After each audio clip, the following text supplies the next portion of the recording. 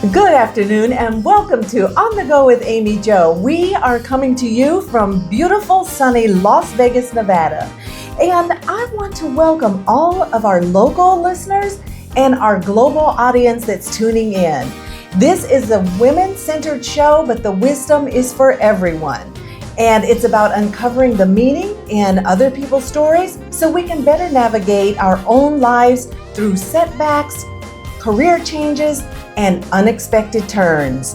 And today we're going to be talking about what happens when life shifts and turns your world upside down.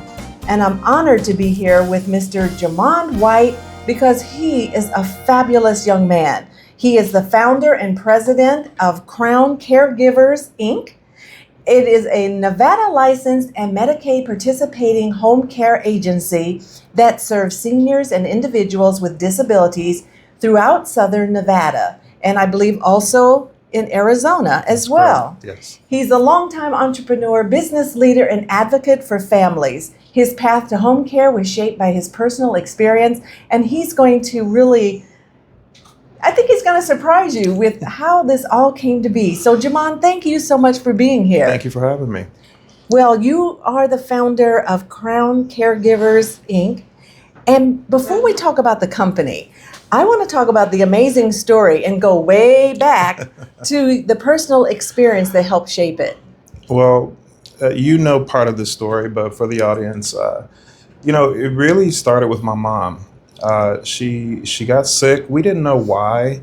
And all of a sudden, we found ourselves flying back and forth to rural Georgia repeatedly, and that got old, so we had to make some changes. You love them, but it got old, yeah, right? And I remember having this conversation with my wife, and I said, Tosh, this is, I don't know how many more times we could keep doing this. And she said, babe, it's your mom. Yeah. You only get one of those. So, Aw. just let's do what we got to do. Okay. So once you realized what was happening, what did that do to your life? What did it require of you and your family? Because you're doing this out of care and concern, and all of a sudden it's like, hey, this is a lot. Well, I think many people in the audience may have this similar circumstance, but we were in a situation where Natasha and I owned our own business. Yes. I don't know if you remember, but she was a makeup artist. Yes. I found her the work, and that was what we did. We worked well together. I loved that.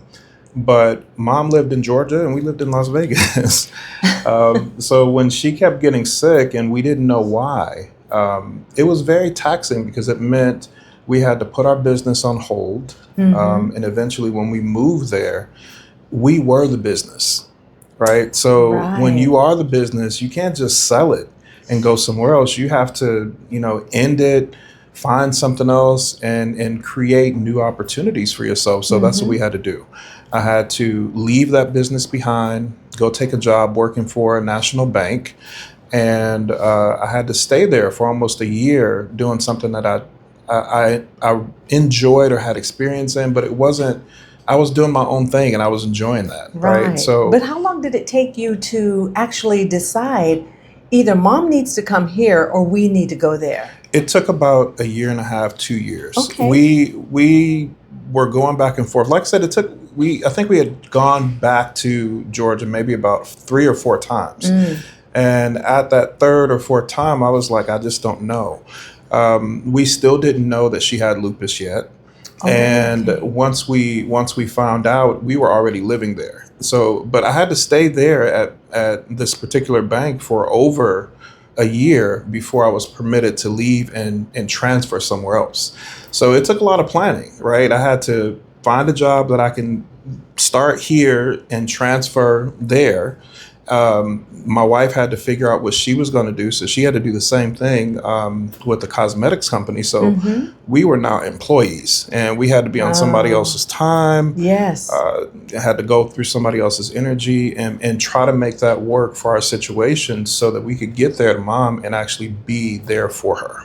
Oh, that is a lot. Now you're talking about the physicality of it, but emotionally, what did that require of you? It was a deep conversation, right? It had to be. When Tasha and I sat down And, I remember this like it was yesterday. We were talking kind of like this, and, I probably had tears in my eyes. I was looking at, this was, now the third or fourth time. My mom is now a widow. My little sister was about 8 years old. So it was just them. And they were living all the way out in Georgia. We could have moved to Georgia if we wanted to, but remember, we chose Vegas. So we were here. It's like, we're situated. Yeah, well, I moved, originally I'm from Detroit. And coming from a big city, going to another city that was growing was comfortable. But going from this growing city to this little small town, that was a whole mind shift that I was not prepared for. And neither was my wife, because and I know this is still kind of logistics, but it speaks to it as well. Here in Vegas, we're kind of spoiled. Okay, in what regard? It takes us a few minutes to get places. Like people complain about traffic here now because it might take 30 minutes. But back then when we were, everywhere it took 10, 15 minutes, maybe 20 tops in traffic. So true. It's not like that now, but this is still normal. 30 minutes is still normal. Atlanta is a beast. And getting out there, they would say, oh, it's just around the corner. And it'd be 45 minutes, So that was a big shift. And it took a lot because here I am. And you didn't know anyone there other than your mother, right? My mom was there, but my grandmother was there as well. Oh, She's my father's mom. So this would be my mother's in-law, right? Right, but no one to hold your hand and guide you around and say, hey, Jemond, let's do this, let's do that. No, and when we got there, Amie Jo, it was a lot going on. Mom was in a situation where she hadn't been able to work for some time, and she didn't tell me that she wasn't working, so I didn't know what I was going into with that. Until we decided we were coming out. We were going to have to find a new place to live because she wasn't able to work. This is just before the whole crisis had just happened with 2008. Right. So this started in 2009. Yes. 2009 is she kind of started getting sick. 2010 and 2011 is when we moved. So it was a big shift, and it was happening at a time where it seemed like the whole world was in turmoil. Yeah, and pretty much it was, because I definitely remember that we were also affected by that. So for someone that's listening who might be facing that kind of decision, because that's a huge life-changing decision, whether to move closer or to bring that person to you, what are one or two things that you would advise them to really think through and consider fully before they made that decision? Well, in our case, it wasn't. I'm going to speak from my mom's perspective on this. Okay, so she knew that she was the person who really kind of took care of everybody, right? Okay. She didn't just raise me; she raised me and my aunt's 3 children. Okay. Oh, wow. She took care of all of us. Then her husband got sick. Then she took care of him 24/7 care. I now have a little baby sister, 3 girls that are grown up, and I'm a flight attendant traveling the world. Exactly. So she was by herself doing all of this stuff before she decided to move to rural Georgia so that she didn't have to raise her kids in Detroit. Which is really a good thing, because big city living has dynamics all of its own. It does. And moving to a smaller space gives you more room. It gives you a more relaxed state. Right. So at that point when you decided to, we're going to make this move, we're going to make it happen, was she resistant to that? She wanted us to come. Good. She actually wanted us to.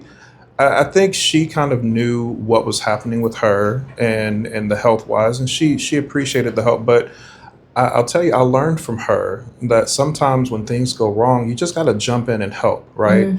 But the problem with just jumping in and help is you're not looking ahead to see what all is involved, and you don't know what you're jumping into. That part. Right. So you don't know. So here I am, we decided to make this move, and I thought I was planning by getting a job and being able to transfer and having my wife do the same thing. But it was the vibe of the city was different. Right. This is Atlanta. adjacent. This is not Atlanta. This is Okay. Dallas, Georgia. Y'all ever heard of Dallas? This is it was I heard of Dallas, Dallas, Texas, but so this was a small town, Okay. and it had a completely different vibe. And but why did that factor in? Why did Yeah. that make a difference? because as a person who was the breadwinner for my family, Mhm. right? Here I am, the person creating the income. Now it took us 30 minutes to get to the freeway from Dallas. And then it took about 35, 45 minutes to get to Atlanta where the work was, right? So I didn't have a commute like that in my entire life. I'd never had anything like Oh, that, my goodness. right? So Yeah. now I have to consider all of these things when it comes to how am I going to make this work, right? Because here I am now, so I have to try to find a place that's going to be close. And this is a different political situation. I'm politically neutral, but it's palpable when you move into a different area, what it feels like. And it was very different. It was very different. Yeah. But So how does a person prepare for something like that? Thinking of those dynamics, like, Yeah. am I going from big city to big city or rural to another rural? So in our case, I think that, the easiest way to do this would have been to have a conversation before she got sick. But the problem with that was my mom was about the age that I am now when she got sick with lupus. Okay. So I expected to have this conversation with her, but I expected to have it in 20 or 30 years. Okay. I wasn't expecting to have that conversation with my 40-something-year-old mother who was Okay. young, healthy, had a young child, and, who was otherwise vibrant. I just didn't expect that. But it just went to show, and I learned a lesson from that. Okay. The lesson was nobody, and we all know this, right? Nobody's promised tomorrow.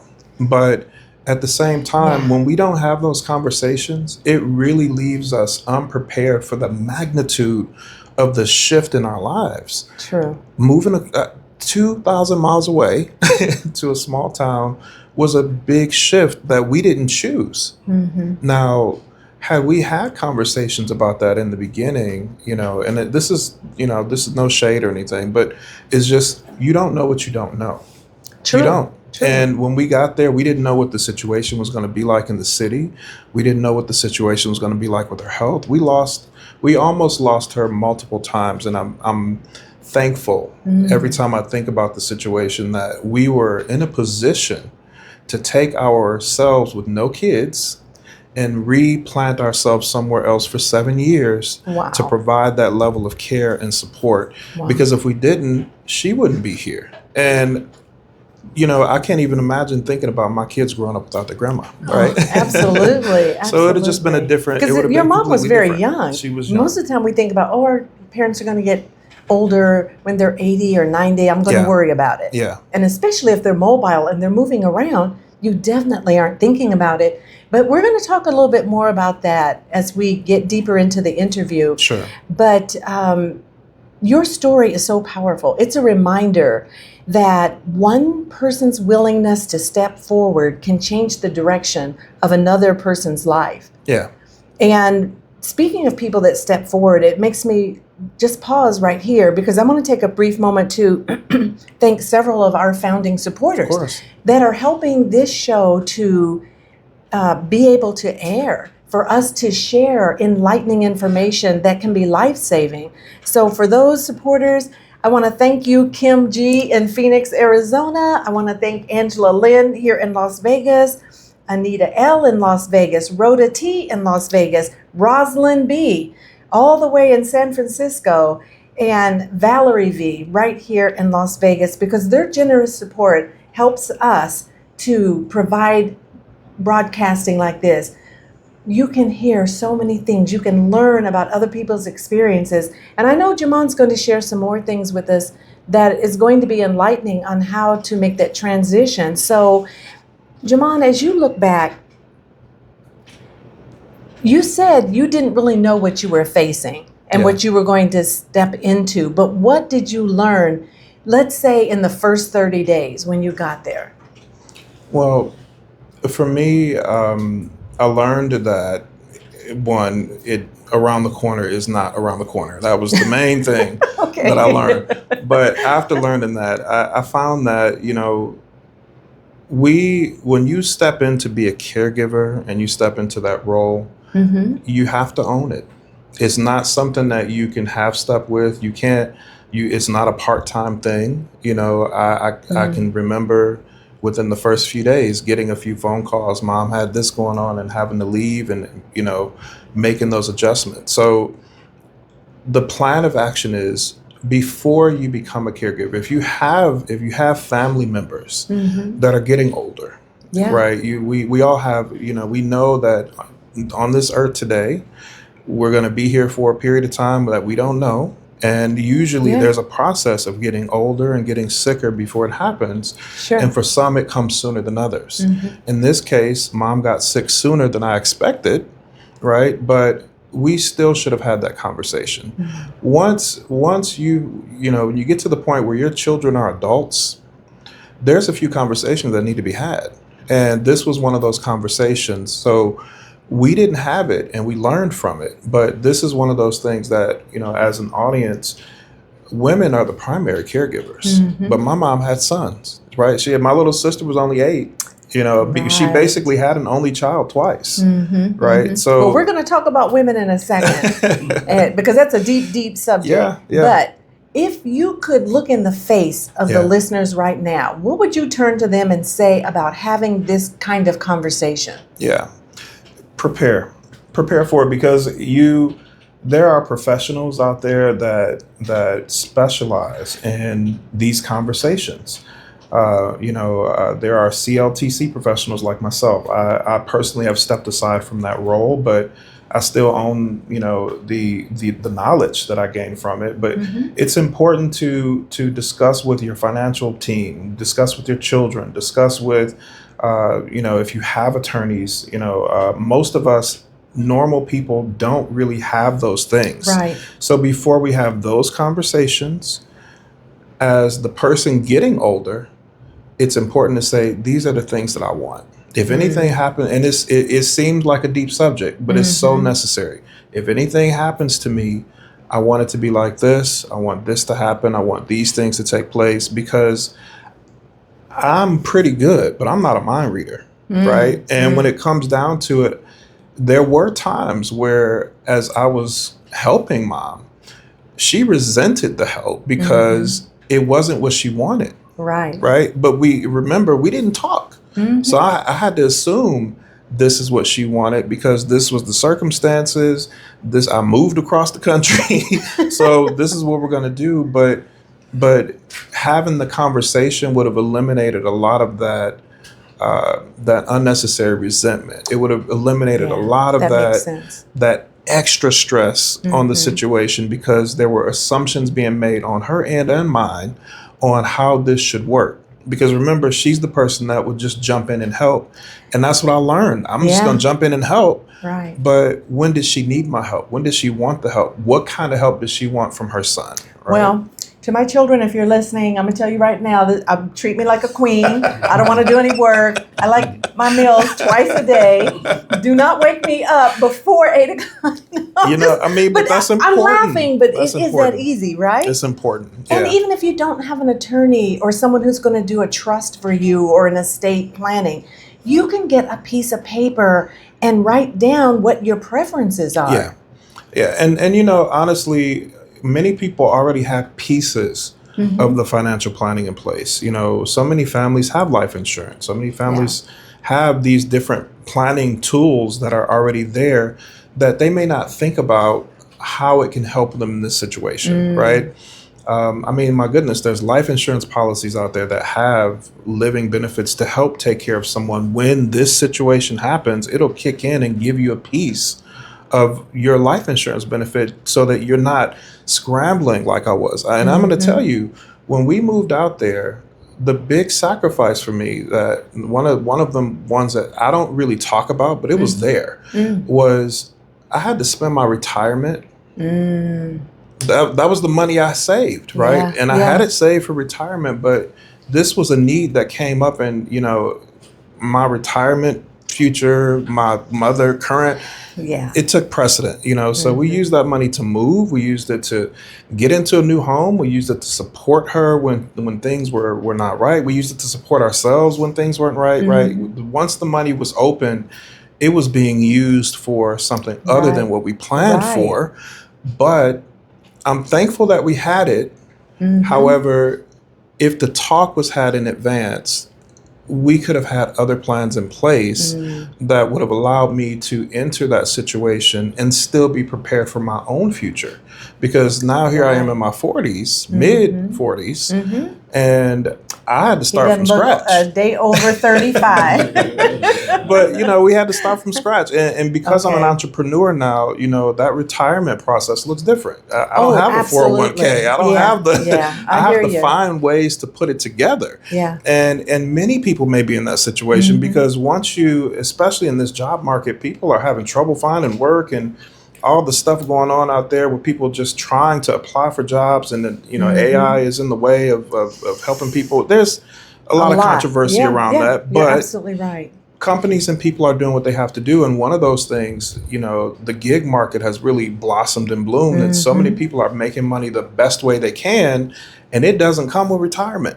Staffing positions, a day here, a day there, a week. Yeah. And people are applying at lots of agencies in order to stay afloat, just to get the flow of money in. Absolutely. I was an Uber driver, a Lyft driver when I was down there, on top of working at the bank. So those things happen, and all those services were new after we got there. Right, that was a new thing. Yeah, but they didn't come with the supportive tools that a normal career comes with. So I wasn't able to fully replenish my retirement.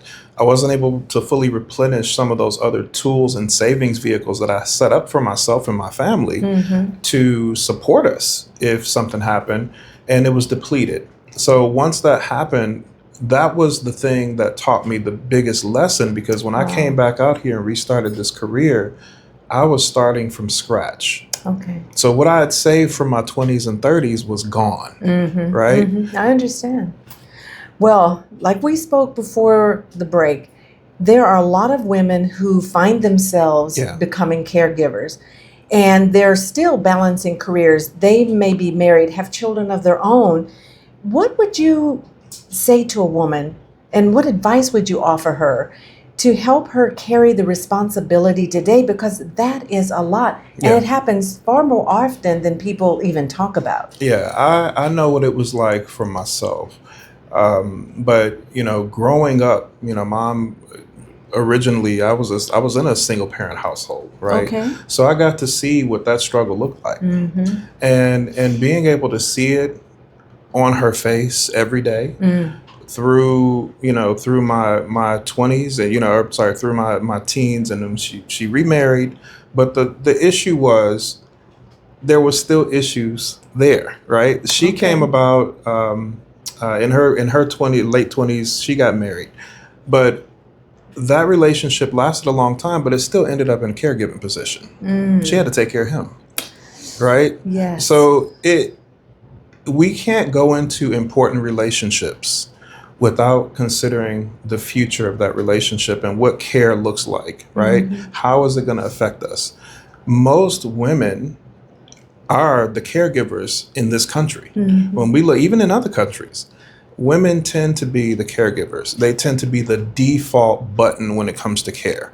And, that looks a lot different now because many women have careers, they have children, they have extra responsibilities that many men don't even understand. My goodness, if I didn't have my wife around, we've been married for 25 years, and knowing the things that she takes care of makes me appreciate her every day. Wow. But if it was a situation like what we came into with my mother, where here she's a widow now, she's already had a caregiving journey, and now she's fast-tracked on her own in her 40s, unprepared for that. Fortunately, she had somebody who was old, but she had me, and I was old enough to step in and take some control to try to help, right? But when people don't have those resources, but they have networks of friends and family and things, they can still have those conversations. Yeah. Those conversations are still important. If you are a single woman and you have your group of besties, you know, if that's what you have the conversation. And I think a lot of people turn away from possible assistance of others because they're ashamed or they feel guilt or they don't want anybody to know about what's going on in their life. Yeah. And therefore they chop off the opportunity to get the much needed help. So and that makes it it's really shooting themselves in the foot. Because if you have the network, I mean, my goodness, my mom used to tell me, you know, I didn't want to trouble you. I didn't want to put you out. And I was like, Mom, well, who are you going to put out? You know, if you don't put me out, who are you going to put out? Who are you going to trouble? You know, I mean, you're going to trouble your mom who's older than you and dealing with other issues. You know, so we had to try to figure out a way to make those conversations happen, even because, you know, even looking at my grandmother, she's a widow now. And with her being, you know, just by herself, she's really dealing with a different set of drama and a different set of issues. She couldn't step in and take care of mom and all the stuff she had going on in her 70s and 80s. That wouldn't have been reasonable, right? Right. It would have been more trouble. So we need to utilize the network that we have. And it may not be ideal. And we got to admit that. It may not be ideal. And so you say it may not be ideal. Like, what do you mean? Again, it may be you and your besties. It may be you and your cousins. It may be you and your nieces and nephews and aunties. But as the people that we consider family are still close to us, if we have those kind of relationships, let them in and tell them what's happening so that when something happens, the support's there. Right, and it's easier said than done. I won't sit back and try to sugarcoat it and say it's not. Okay, because I was just getting ready to say, for the listener who knows that as they're hearing what we're talking about, they're saying in the back of their mind, like, I couldn't do that, but I need to do that, but I don't know what to do. What would you really suggest that's just common, easy, simple? What could a person do? Open their mouth and say what? So I learned this as a planner when I was into my CLTC, life insurance, and other financial planning tools. When we can't talk to family, we need to talk to professionals. Like, now, if you're in a position where you know, there are professionals out there. I was one of them, right? So if you're in a situation where you don't have, maybe you're a single person, maybe you're a single woman, right? But your career is going well. Okay. Maybe you have children and you know you want to take care of your kids. You have a certain idea of what you want that life to look like in the future. Those are the kind of people who need to plan. Okay. If it's just you and yours and you're the person responsible for it, by all means, don't do this. Don't do this.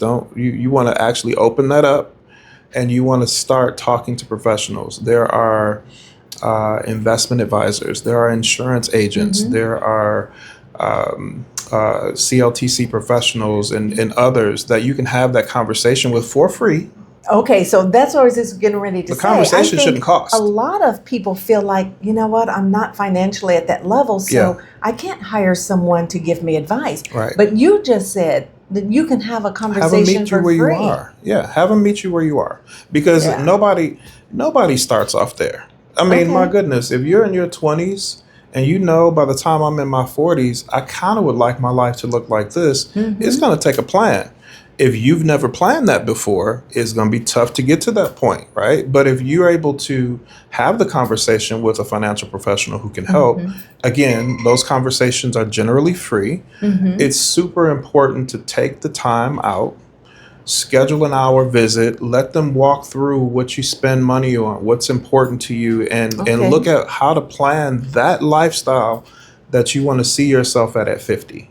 at 65. Whether you're making $3,000 a month or $30,000 a month. Absolutely. There's a plan for everybody out there. And it gets more, the more money, the more complex it can get, because you obviously you need to have other kind of planning for the stuff that's going to outlive you. But if it's just you and your babies, make sure those babies don't have to have that uncomfortable conversation on a deathbed or on a sick bed. Yes. It's super important to have that conversation while you are well enough to say, you know what, I want this. I want this and I want this. And this is what a good life looks like to me. And let them help kids, you heard the good life. You know what I'm just messing with you. But Jemond, I'm going to take a real quick break, but I want to ask you briefly before we go, how has your advocacy work changed the way you see people who are walking through health challenges or caregiving seasons? So for me, you know, in my planning season, I found that I was there for a certain type of person, right? Okay. And that certain type of person, based on the companies that I worked with, they tended to be college educated, have X amount of dollars to start, and you know, it really was for those kind of folks. Sure. And today, I recognize the good in that. And the reason I pursued that CLTC was really to help people to do that planning. But what I recognize is so many people are not in the position or not willing to have the conversations to plan, that they're really finding out about all this stuff as they go. That's what I do now, right? So now I'm helping the people. You're already in the situation. Right. You're already in the situation. I don't have to now that you're in it, let's have a conversation about what's going to take you from here to the next level, so that you can actually manage the care. Your loved one can have dignity, the support that they need, and you don't get burned out, right? And that is a huge part of caregiving, is that people try to do so much, they do burn out. Yeah, they do. Then no one is benefited. And there's no support, because I'm going to tell you, in creating this business, you know, they told me it was going to take me 18 months to get licensed. Wow. Okay. I can't help anybody for 18 months because I got to get licensed, right? I didn't like that answer. So I fast tracked everything. I learned very quickly that, okay, so the reason it takes this long is because they're asking for things and people aren't giving them what they need. So I said, you know what? I don't have time for that. This is my business. Okay. And I'm gonna move things quicker. So we got licensed in 4 months. Wait, from 18 months to 4? It took us, somebody needs to call Jemond. It took us 4 months to get licensed, but during that time we learned a lot, because guess what? Even during that time, there are no instructions for this.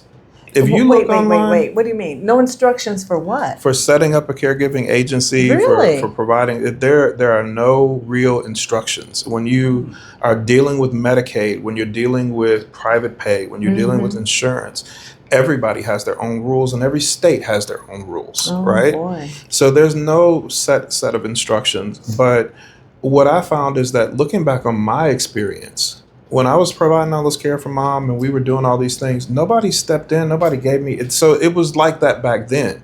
Okay. So if I can be the person who allows a person in a situation like mine to have that support, to ask those questions, to find out, oh, you mean somebody can, I can work part-time and take care of mom full-time and get paid to do this.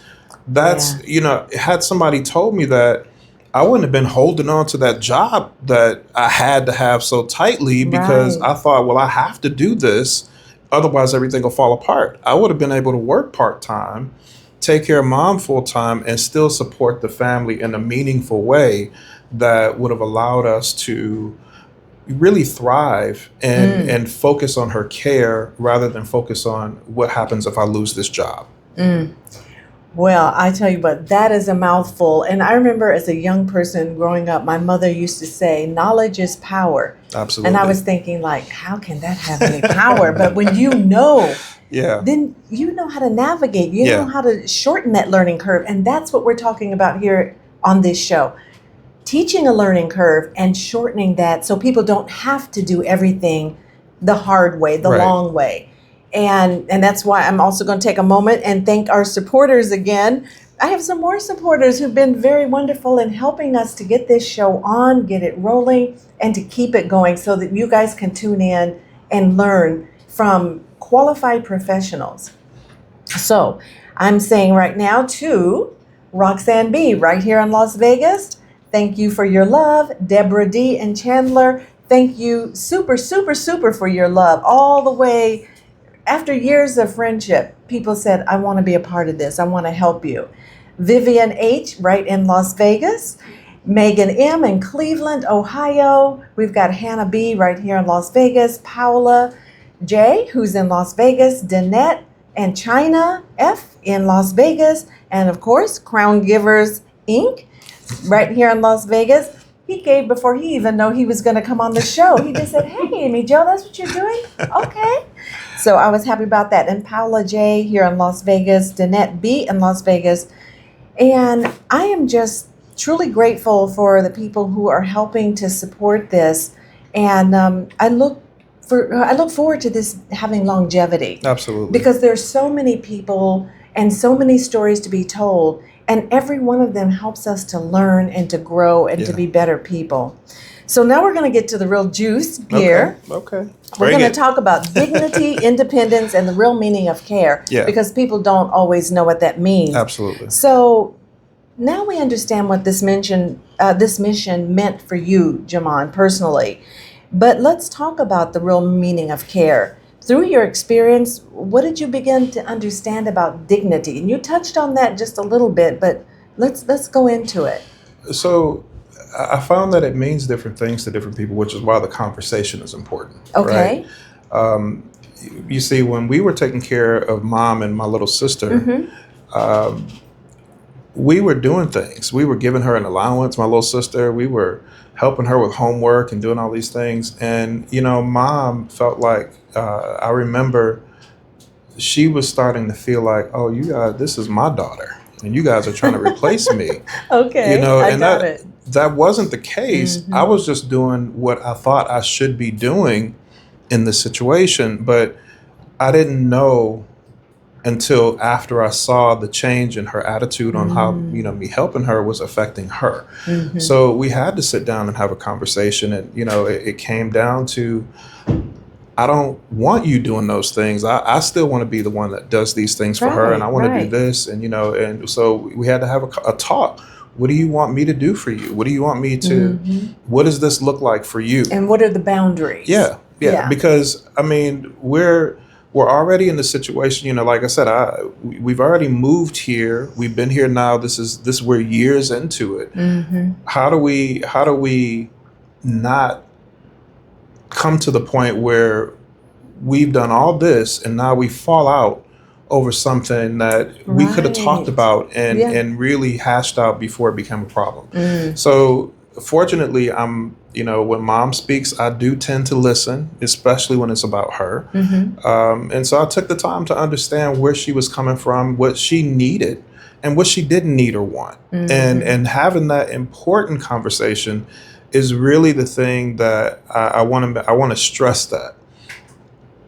Just like I said, every state has its own rules, every insurance company, every family has their own unspoken rules. Sure. Right? And in our family, I almost was expected to be a mind reader, right? But I have to say this, the thing that got me the most was when I was sitting down with my mentor, Jamie Houston at Northwestern Mutual Life Insurance Company, and we were talking to Mom after all this stuff. We had moved here, come back, and she was back to work, and we had gotten her back to good health, So I know we did a good job.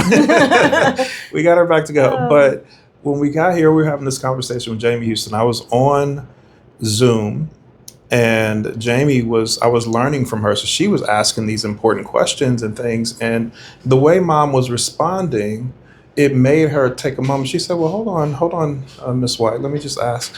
So if this happens again, what's the plan? Okay. Now, mind you, I'm still learning. I hadn't gotten to ask that question yet. Right. I wasn't there. Yeah. And when she asked it, so I kind of sat back like, oh, I didn't think that, you know, I thought this was it. that right. I fixed the situation. I thought this was the plan. And she's like, and she paused. She was like, she kind of did like this, you know, and she said, hold on. Just put her hand up there. Okay. Yeah. She was like, hold on, let her answer. And so she paused for about 30 seconds. And then she said, he is my plan.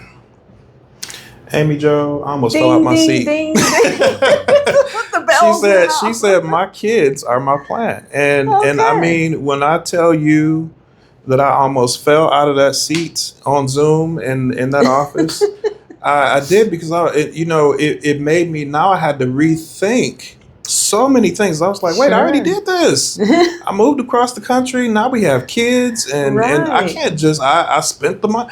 I can't just do this now, right? So it prompted us to, now we had to have a different conversation about expectations again, because what if this happens again, right?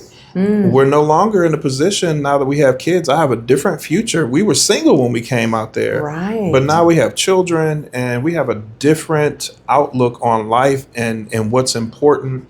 And as important as she is, we can't leave Las Vegas, move across the country, set up roots and establish everything in another place again, right? So when she said that, that meant that I was surprised by the answer, but that was the most important thing she could have told me, because that told me we needed to talk.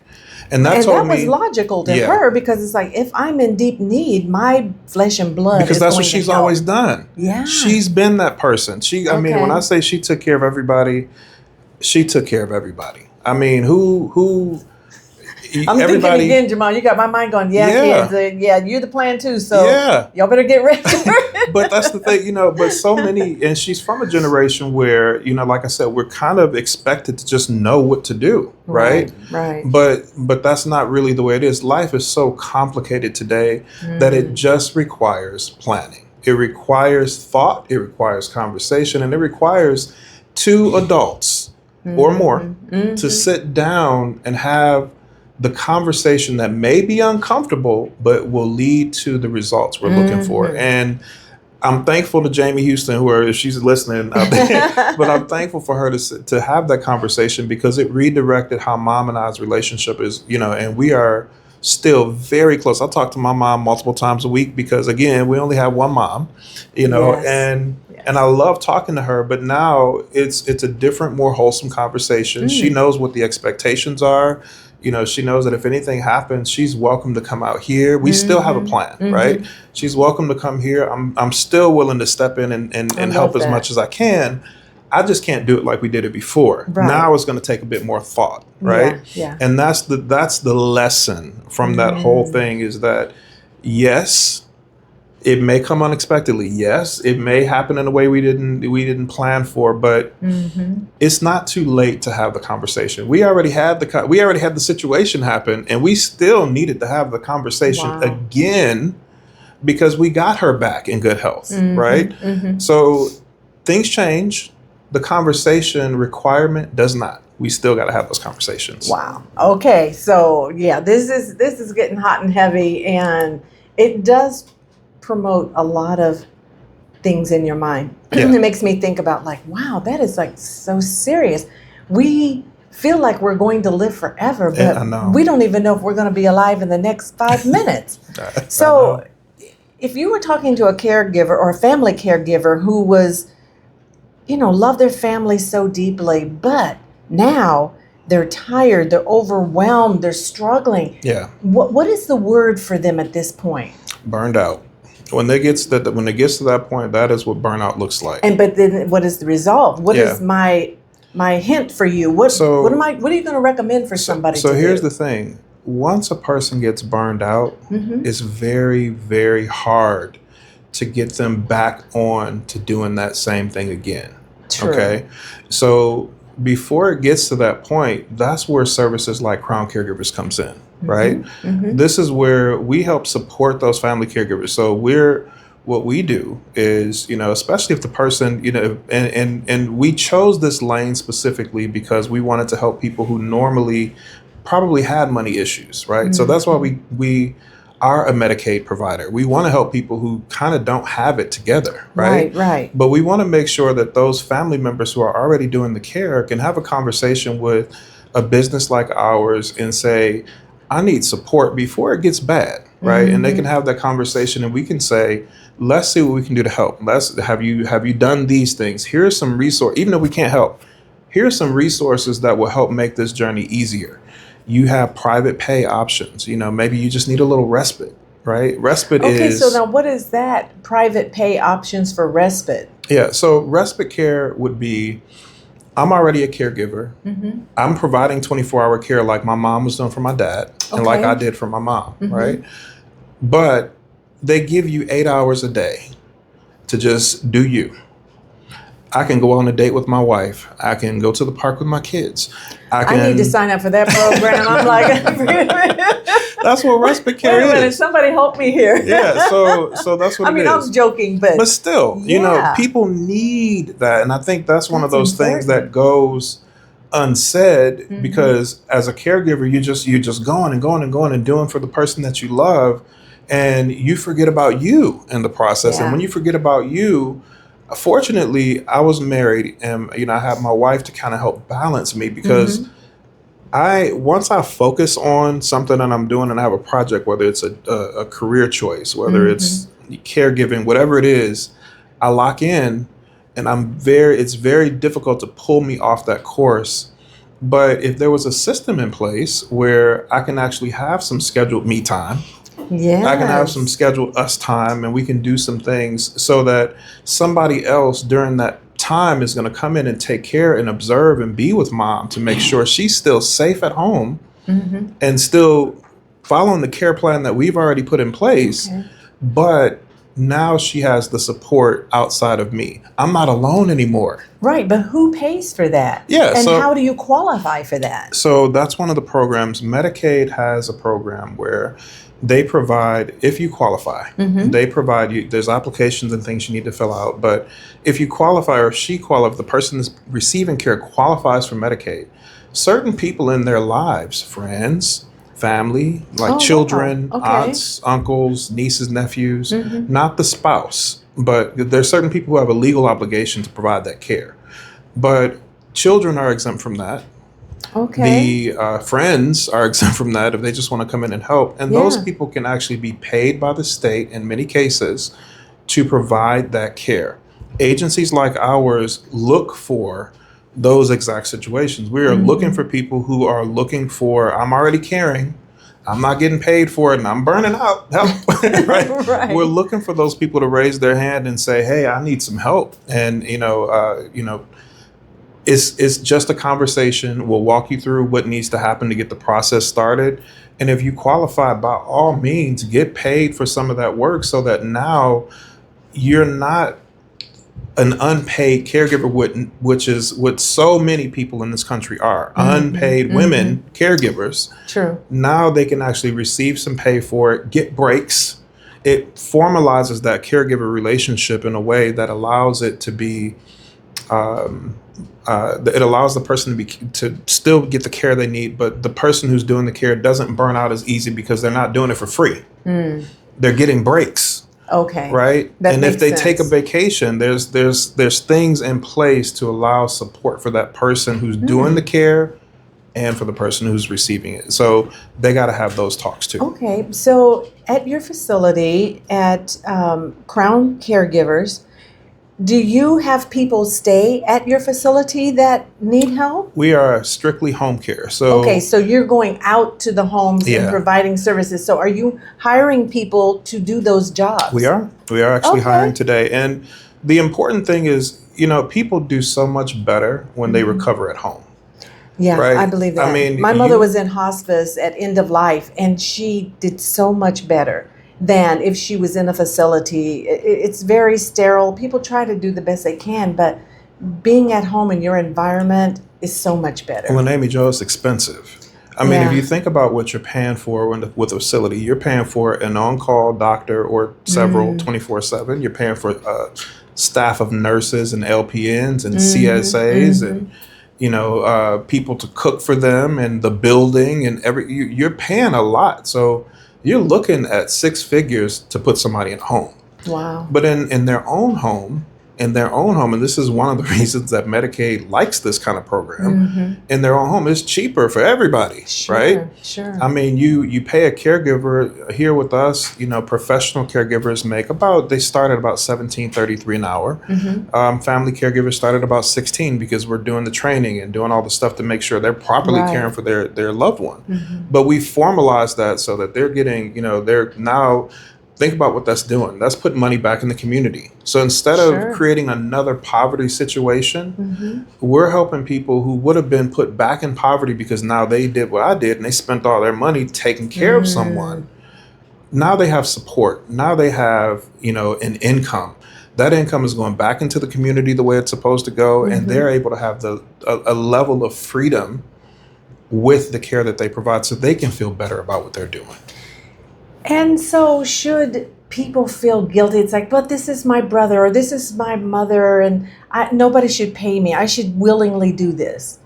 That's good in theory. Okay, all right. That's good in theory. I mean, and there's nothing wrong with that. If that's what you want to do, that's what you want to do. Maybe you're in a position where you don't need to do that. And if that's where you are, perfect. But many people are not in that position. I think it's a mindset that people feel that way. It's not like they're even in the position. They could use the funds, but they feel like, people are going to talk about me because I should be doing this out of my heart. No, you are doing it out of your heart. You're doing it because you love someone. But I'm going to tell you, once you burn out, that heartstring kind of gets burned too. Right? When you burn out, that's what's really burning out is the desire to keep getting up and taking care of this person in the way you have to take care of them every single day for no money. It feels like you're not being appreciated, at least with a little money coming into you. You're not giving everything and getting nothing back. Right. And everything in life is a give and take, whether you want to admit it or not. Yeah. So what type of positions do you have available there? So right now we're hiring for professional caregivers and we're always hiring for family caregivers. Okay.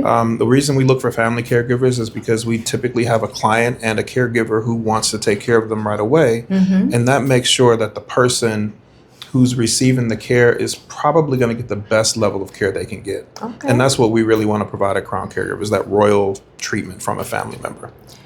So as we wrap up today, what is the one thing that you hope listeners remember from your story?